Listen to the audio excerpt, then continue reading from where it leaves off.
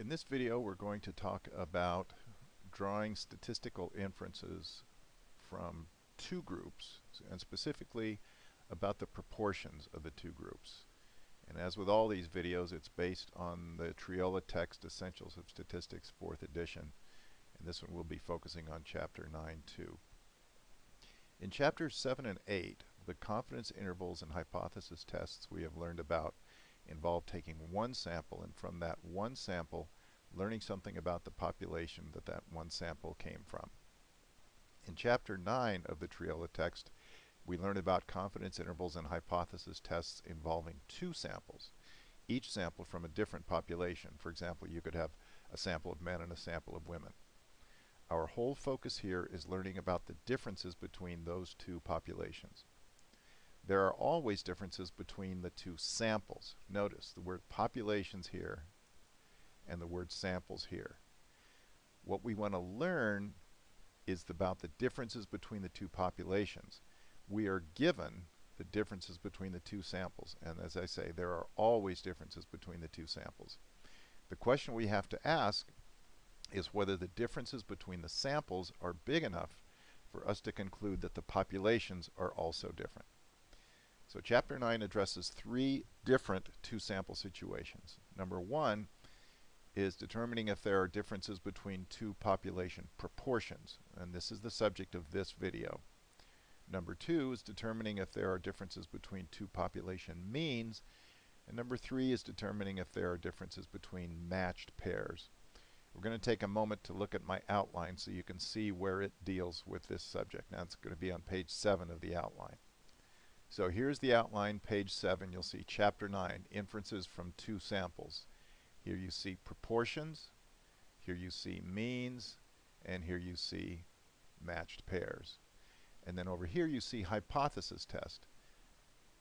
All of this sort of top row here deals with hypothesis test issues. Here we deal with confidence interval issues going along the bottom, and we're going to be covering both hypothesis tests and confidence intervals for a proportion. So let's go a little deeper into the hypothesis test of two proportions. We're going to start with notation. In every problem, we start with information about two samples. We can refer to them as sample 1 and sample 2.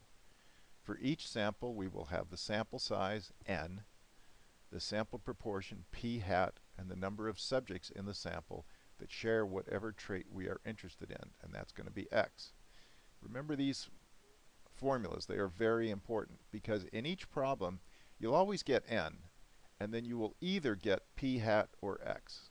And if you get p hat, you can find x, and if you get x, you can find p hat. And you do it using these formulas. X equals n times p hat equals x over n. So you should set up your sample information just like this. Sample size, sample proportion, number of subjects who share the trait. Then you've got sample 1 and sample 2. You'll notice n, p hat, and x, but these all have a little 1, which just means it's for the first sample. Again, n, p hat, and x, these all have a 2. They're for the second sample. So what are our hypotheses? Like all hypothesis tests, we will need a null hypothesis and an alternative hypothesis. The null hypothesis is always the same. It is that the two population proportions are the same or equal, and we write it like this. HO is P1 equals P2. The alternative hypothesis can be any of the following, depending on what the claim is. H1 can be P1 is greater than P2. It can be P1 is less than P2.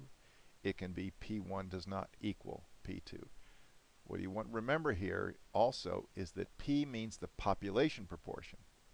So our hypothesis test is always about the population.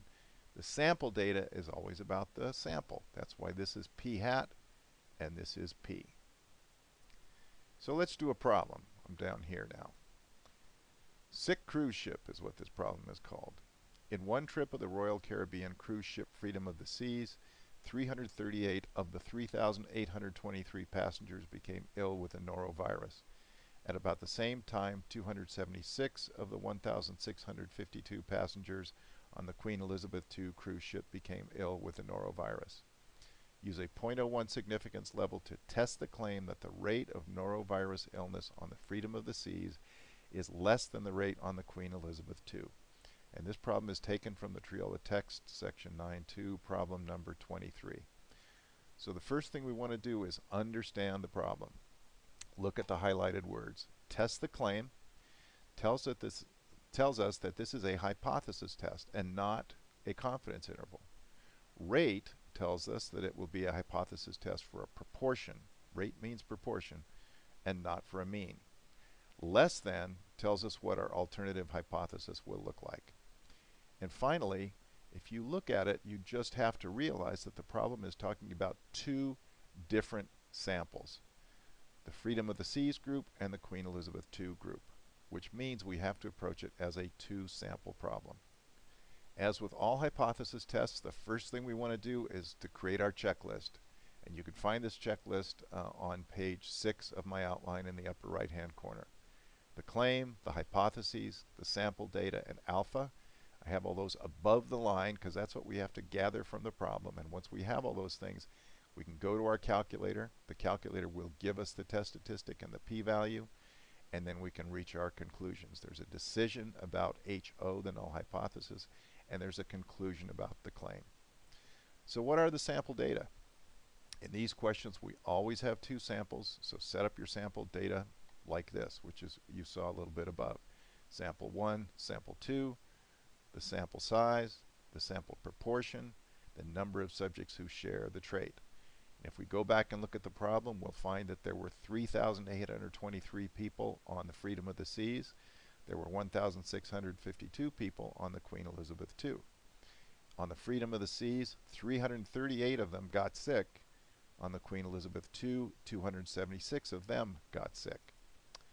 You'll notice I have p-hat1 and p-hat2 in red. That's because I had to calculate those. They were not given in the problem. But p-hat1 was simply x1 divided by n1. p-hat2 was simply x2 divided by n2.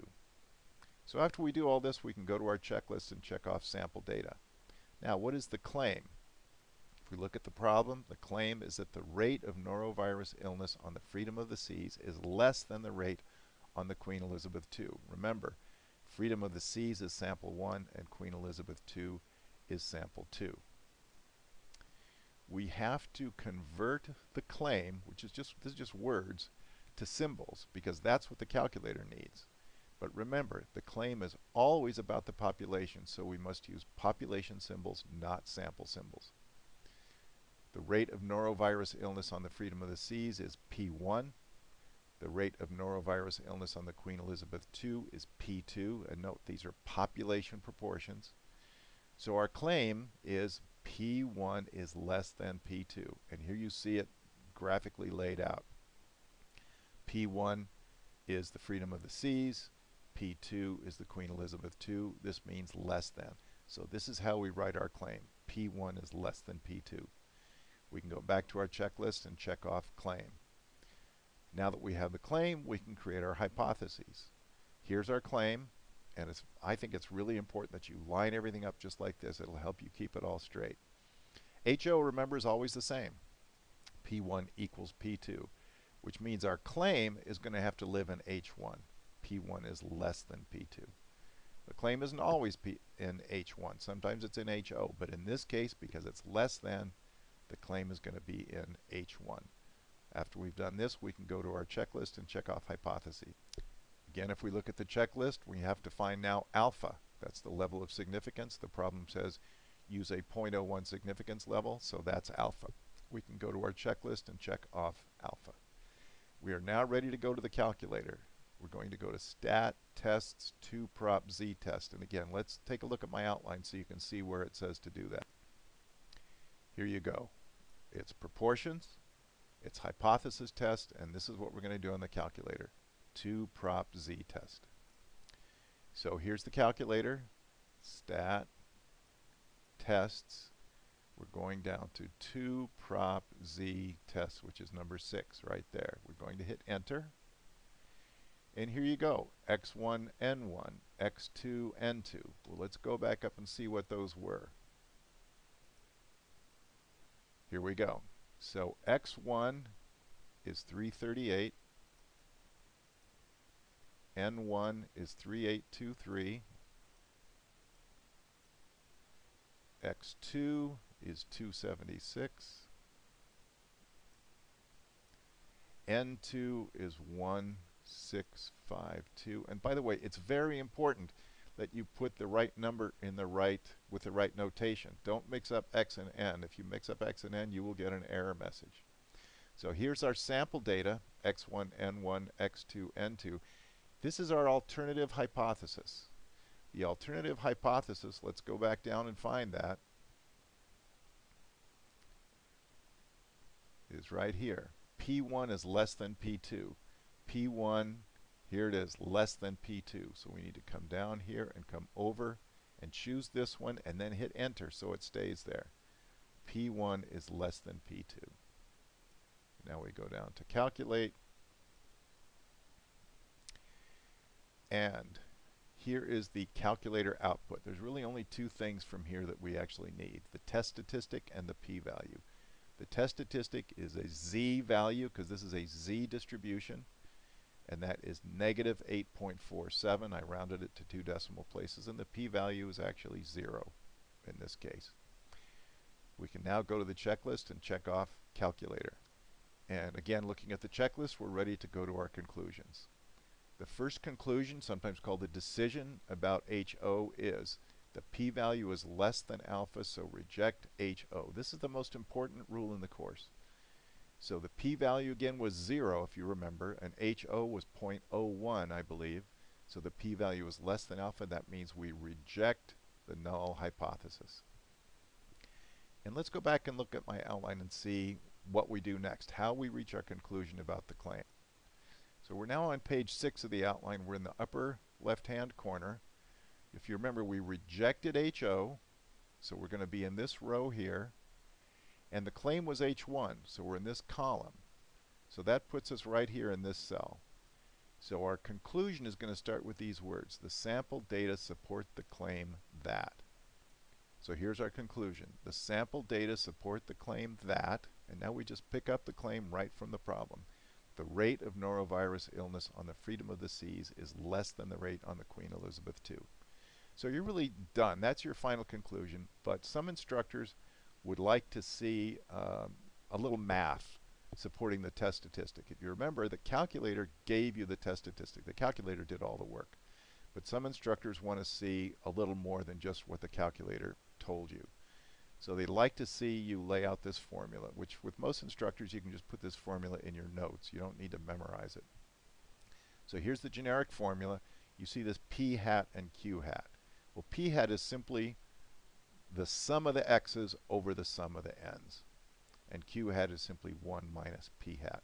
So once you know that, it's pretty easy to fill in all the pieces here. P hat 1, oh, I'm sorry. Here we go. So p hat 1 minus p hat 2. Here is our p hat 1 and our p hat 2, which we found before.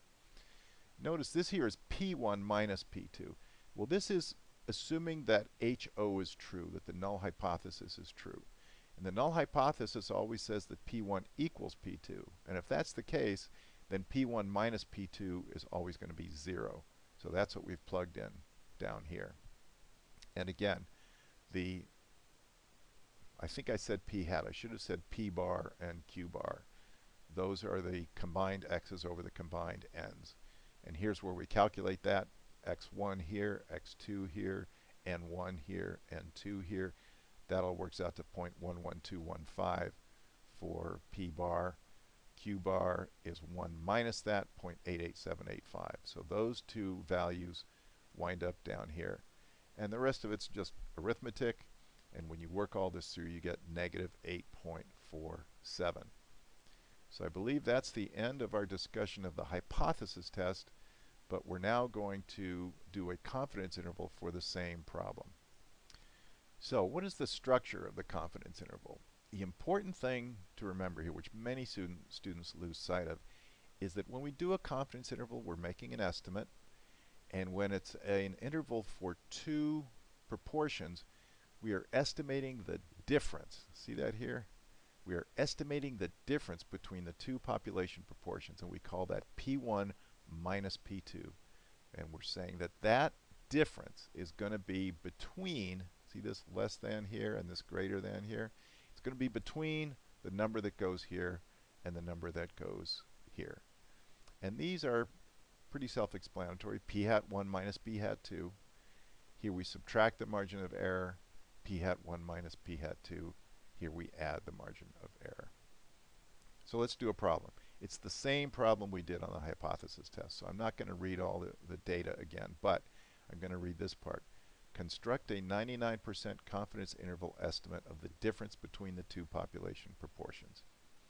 Again, we want to understand the problem. Look at the highlighted words.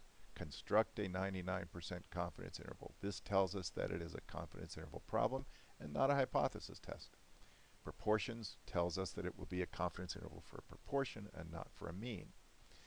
Difference between the two population proportions tells us that the problem is talking about two different samples, the Freedom of the Seas and the Queen Elizabeth II, which means we have to approach it as a two-sample problem.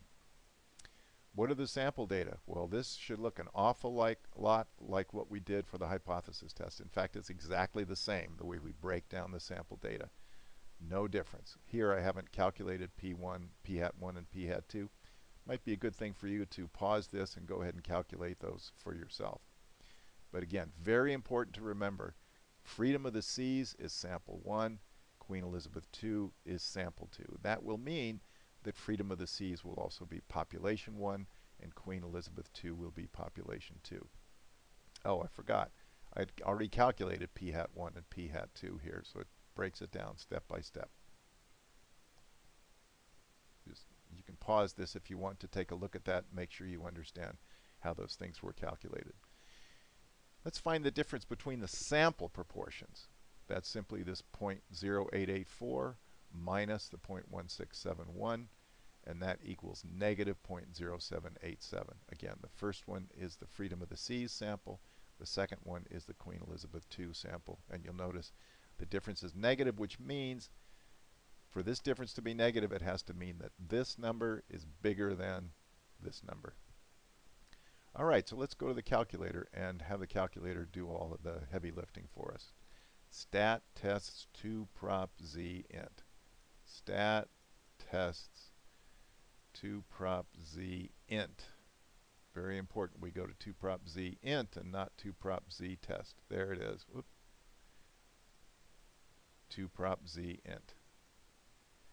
And you'll notice the calculator remembers all our data. So all the data are still in there. And it so happens that it's already on confidence level 0.99, which is what we are doing in this problem. So we can go on down to calculate. And here's what we call our output. The calculator output is just these numbers here in parentheses. And I've repeated them here. To state it more completely, remember, our confidence interval, the structure of the confidence interval is that we're estimating this, P1 minus P2, and that it's between, that this difference is between this number and this number. So to state our conclusion in words, we would say, we are 99% confident that the true difference between the population proportions of norovirus sufferers on the Freedom of the Seas and the Queen Elizabeth II is between negative 0.1051 and negative 0.0522. So what does this mean? This is a bit complicated, so you need to focus. The analysis is just like what we did when we compared the sample proportions. Look at the complete statement of our conclusion. P1 minus P2, Freedom of the Seas minus Queen Elizabeth. We don't know what that difference is, but we do know that it's somewhere between this negative 0.1051 and negative 0.0522. We're repeating right here. When you take the population proportion of norovirus sufferers from the Freedom of the Seas and subtract from that the proportion of norovirus sufferers from the Queen Elizabeth II, your answer will be somewhere between negative 0.1051 and negative 0.0522. Notice two things. For the difference to be negative, the proportion of norovirus sufferers on the Queen Elizabeth II must be higher than the proportion of norovirus sufferers on the freedom of the seas.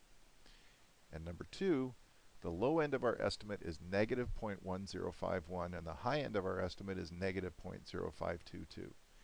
In other words, both are negative, which means our estimate of the difference does not include 0.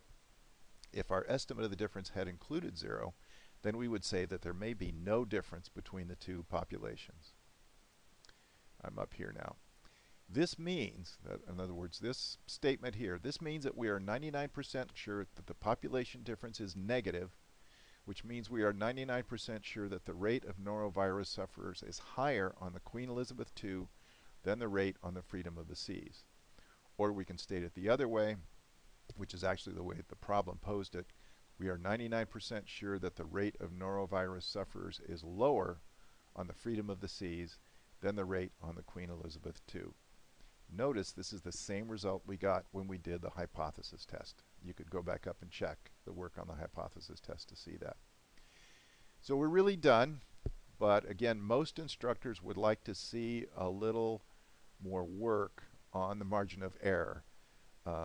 We can find the margin of error the easy way, we can find it the hard way. The easy way, if you'll remember from other videos, to find the margin of error is it's simply the high end of the confidence interval minus the low end of the confidence interval and then divided by 2. So you can see that going on here. The only tricky thing here for some students will be this negative negative. We're subtracting a negative, which really means we're adding. And we do this when we back into the margin of error. This way we get to 0.02645. So to get the margin of error, what the calculator did was actually use this formula. E equals this critical value, z alpha divided by 2, times all this square root thing. And it's pretty easy to plug values into here if we have to. Z alpha over 2, that's a critical value. You can look at page 6 of my outline to see how to do that for a two-tailed test. This 2 tells you it's a two-tailed test. And by the way, all confidence intervals are two tails. So when you go to second bar's inverse norm to calculate Z alpha over 2, you'll get this 2.576. And here you just plug in all these values. We know what p hat 1 is. We know what q hat 1 is. We plug those in here. This is just n1 and n2, and this is all just arithmetic. And here's the answer you get. It's slightly different from this one, and that's because these numbers here, p hat 1, q hat 1, p hat 2, q hat 2, those are all rounded numbers. So we introduced a little bit of rounding error into this calculation. And that's why this number is slightly different from this number, but this is a full credit answer. So that is the end of this video.